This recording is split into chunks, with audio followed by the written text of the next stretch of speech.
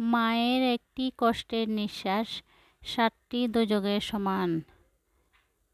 মায়ের পায়ের নিচে সন্তানের বেহেশত। মা শব্দটি অনেক ছোট, কিন্তু সম্মানের দিক থেকে অনেক বড়। মা হচ্ছে দুনিয়া আখিরাতের শ্রেষ্ঠ সম্পদ। আল্লাহ পৃথিবীর সকল বাবা মাকে সুস্থ ও নেক হায়াত দান করুন এবং প্রত্যেক সন্তান যেন বাবা মায়ের সেবা করতে পারেন, বিশেষ করে বৃদ্ধা অবস্থায়। আল্লাহ সব সন্তানদের সেই নসিব দান করুন, আমিন। আসসালামু আলাইকুম, আমি মিরানা। আপনাদের সবাইকে নতুন একটা ভিডিওতে আবার ওয়েলকাম জানাচ্ছি মিরানাস ওয়ার্ল্ড থেকে। আশা করছি আপনারা যে যেখানে আছেন আল্লাহর রহমতে ভালো আছেন। আমিও আলহামদুলিল্লাহ অনেক অনেক ভালো আছি। আপনারা এতক্ষণে নিশ্চয়ই বুঝে গিয়েছেন আজকে আমার আম্মা আসবে। আমি তো অনেক খুশি।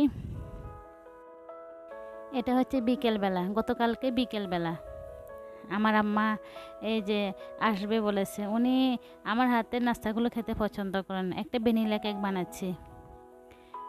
যেহেতু উনি গতকাল বিকেলে এসেছেন, তারপরে এটা হচ্ছে রাতের বেলা আমি 3 চুলা দিয়েই ঝটপট রান্না সেরে নিচ্ছি। আসলে আম্মার সাথে কথা বলবো, মানে রান্না করতে গেলে যদি দেরি হয়ে যায়, সেই জন্য 3 চুলা একসাথে আমি রান্না করতেছি ঝটপট করে। আপনারা সবাই জানেন আমার আম্মার ডেঙ্গু হয়েছিল, আজকে প্রায় 25 দিনের মতো হবে মনে হয়। তারপরে এখন অনেকটাই সুস্থ আছেন, তো পুরোটাই সুস্থ হননি।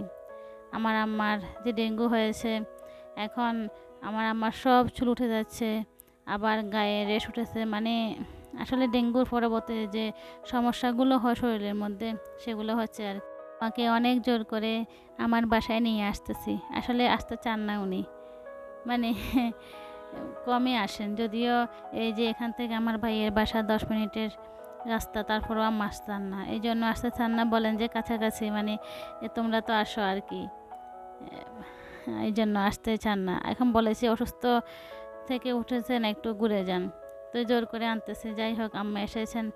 আমরা সবাই, মানে আমার মেয়েরা, যেহেতু পাশের ফ্ল্যাটে বড় বোন থাকে, ওরা সবাই তো অনেক খুশি। তো রাতের বেলায় খাওয়া দাওয়া হয়ে গিয়েছে, সবাই একসাথে বসে খেয়েছে, কিন্তু আমি এখনও খাইনি বলতে আমি একটু ব্যস্ত ছিলাম, সেই জন্য। আমার মেয়েরা, আমার আম্মা সবাই খেয়ে নিয়েছে। আমার আম্মা আসলে তেমন মানে মাছ মাংস খেতে চান না। শুটকি হলে আমার আম্মা পছন্দ করেন, একটু লোট্টা মাছ ফ্রাই, ওইটাই একটু খেয়েছেন, ব্যাস। আমি এখানে এই দেখেন, এটা হচ্ছে ফাঙ্গাস মাছ। অনেক বড় একটা নদীর ফাঙ্গাস নিয়ে এসেছেন আপনাদের ভাইয়া। বলেছিলাম, যদিও উনি ফাঙ্গাস মাছ মানে কিনতে চান না, যেহেতু নিজেও খান না, সেই জন্য। আমার কাছে কিন্তু অনেক অনেক ভালো লাগে। আমি এটা ভালো করে মচমচে করে ফ্রাই করে, তারপরে একটু পেঁয়াজ মরিচ দিয়ে আবারও চড়চড়ি করে নিয়েছি। অনেক অনেক মজা হয়েছে।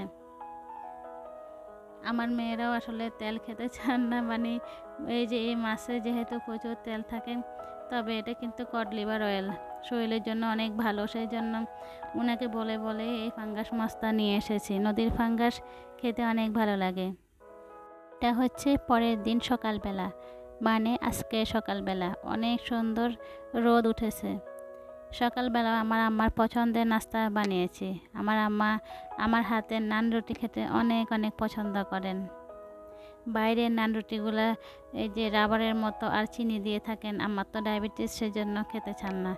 বাসায় আমি বানিয়ে থাকি নান রুটি, আমার আম্মার কাছে ওইটা অনেক ভালো লাগে। সেই জন্য আম্মার জন্য সকালের নাস্তায় নান রুটি বানিয়েছি। আম্মা মজা করে খেয়েছেন। তারপর আম্মাকে বলেছি একটা সারপ্রাইজ আছে। আম্মা বলেছে কি? বলেছে আজকে আপনাকে দিয়ে আমার গাছের এই যে পুঁই শাকটা কেটে নিব, আপনার জন্য রান্না করব। আসলে কিন্তু আজকে কয়দিন পুঁই শাকগুলো হয়েছিল, আমি কাটিনি। আমার আম্মা আসবে, আম্মাকে দিয়ে কাটাবো, মানে অন্যরকম একটা আনন্দ হচ্ছিল আর কি। নিজের গাছের পুঁই শাক আম্মা কাটবে, এটা কিন্তু আনন্দ, তাই না?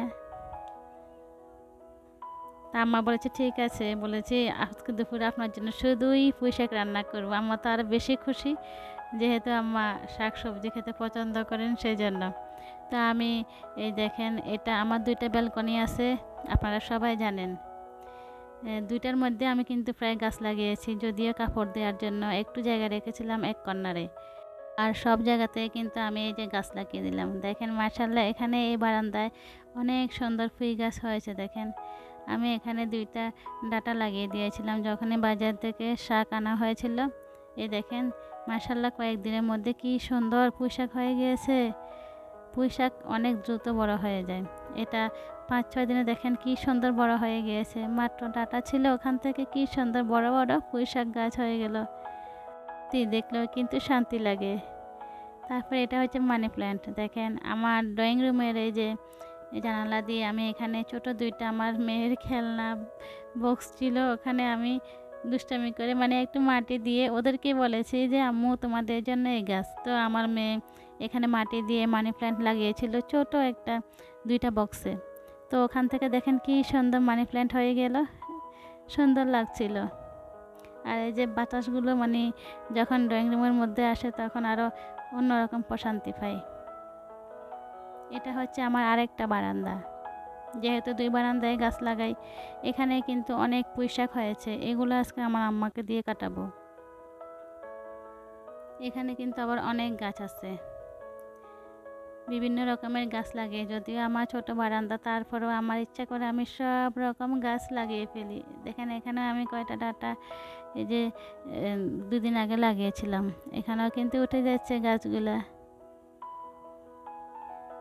তারপরে ওই বারান্দায় যে অনেক রকমের ফুল, বেশিরভাগ ওই বারান্দায় ফুল আছে। 3টা মেহেদি গাছ, তারপরে এই যে পুঁই শাক ওই বারান্দা আছে, মানি প্ল্যান্ট।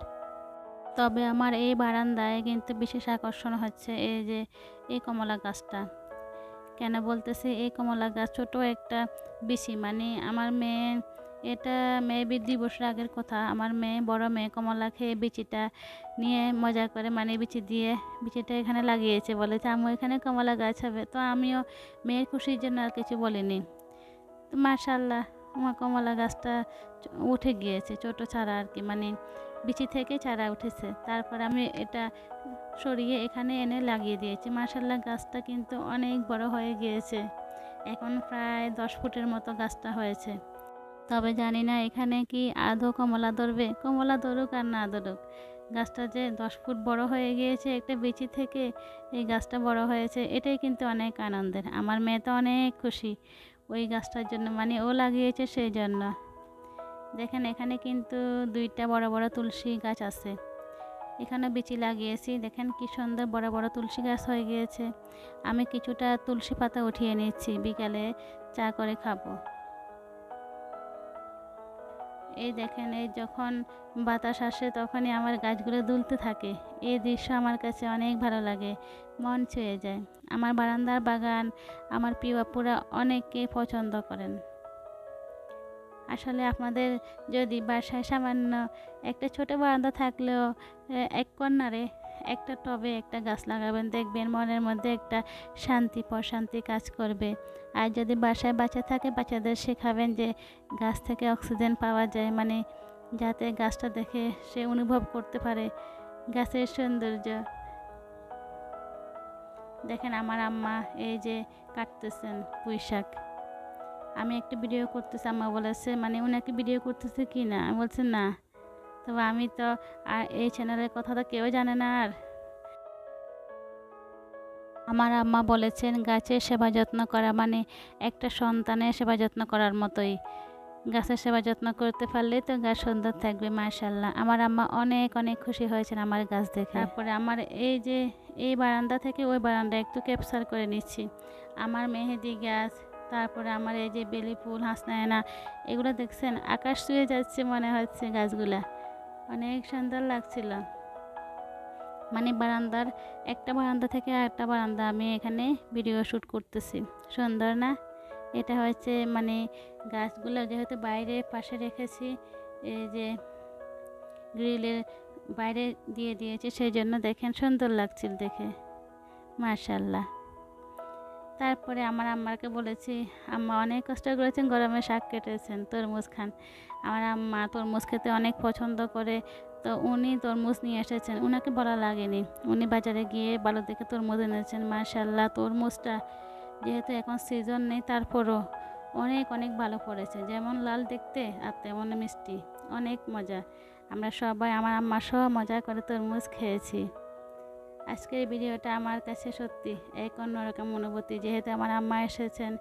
আমার আম্মা আমার গাছের পুঁই শাক কেটেছেন এবং আমার গাছগুলো দেখে অনেক খুশি হয়েছেন।